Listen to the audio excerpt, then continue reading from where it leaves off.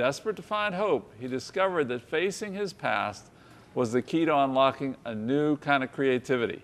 Blaine Hogan is a filmmaker and author, and in his new book, Exit the Cave, he shares how the scars from our past can mold us and shape us into receiving a freedom-filled future. Well, you've already met him, but Blaine, welcome to Hope Today. Hi, everybody. Thank you so much. I'm so sorry I was zero help earlier in your game. You'll have to brush up for next time. I will. Let me ask you about the title, Exit the Cave. Could you explain what that means specifically in your life? Yeah, so I was 17 years old, and we were talking about before we started. I grew up in Blaine, Minnesota. So I was in Blaine High School, which is a weird thing to grow up.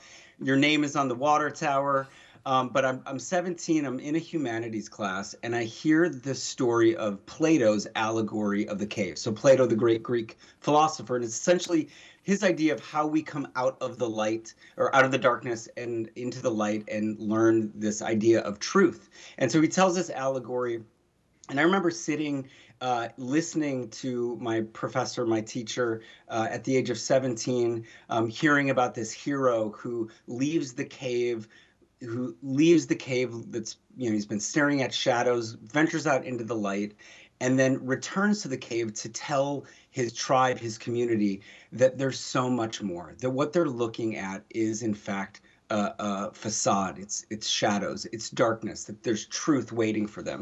And I remember hearing that at the age of 17 and desperately wanting that to be true. Already in my life as a young child, having experienced abuse as a kid, and already finding my way into some of my addictive behaviors, I wanted that so desperately to be true. And I think that story just stuck with me for many, many years until as we began, my life sort of fell apart, which is the greatest gift that I could have ever received. When I was in high school, I started acting, and from a young age, thought to myself, this is what I want to do with my life. And so I kind of took off and went on that route until I had experienced quite a bit of success. But at the same time as I was experiencing this professional and creative success, internally, my life was falling apart. Things from my past abuse, had caught up to me in ways that I could no longer control. And I received what I call the gift of rock bottom. And so the book really is talking about my story of how I exited the cave of my abuse and addiction.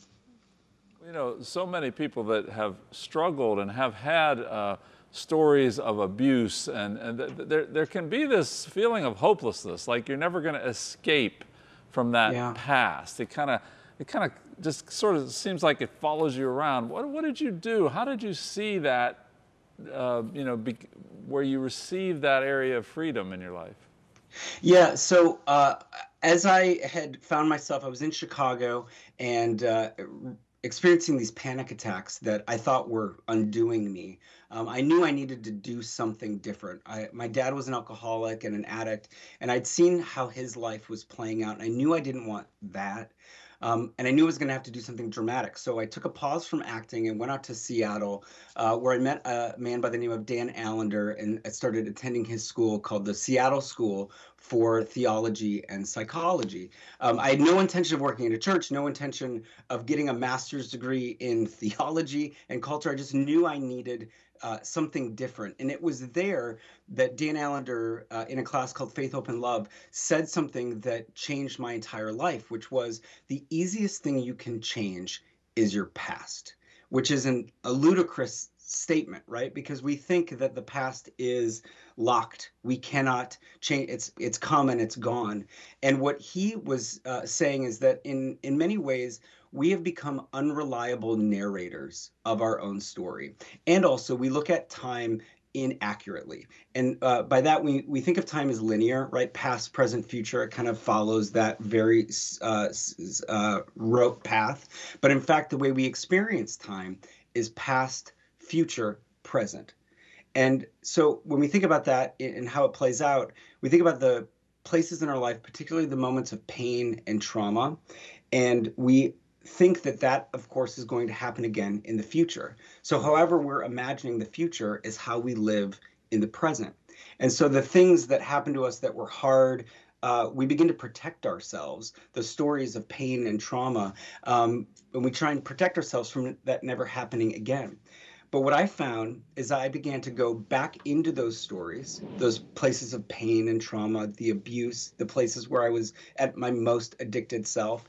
And I began asking God, where are you in this story? Or how have I become an unreliable narrator to this story? Now, what Dan was saying is you can't change your past. You can't change the thing that happened, but you can change the meaning of it.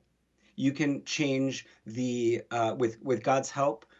You can understand how that was meant for good, and you can begin to unlock and free yourself from a past that you thought was finite and fixed. And so, as I began to go back into the particularities of my story through story groups and through therapy, through writing my story, really engaging the hardest parts of my life and listening to what God was saying in those moments of pain and trauma, all of a sudden I began to imagine a different future. I could think, oh my gosh, maybe that won't happen to me again. Maybe I could be in a committed relationship. Maybe I could be free of this addiction. And when I began to imagine a new future, it changed everything in the present.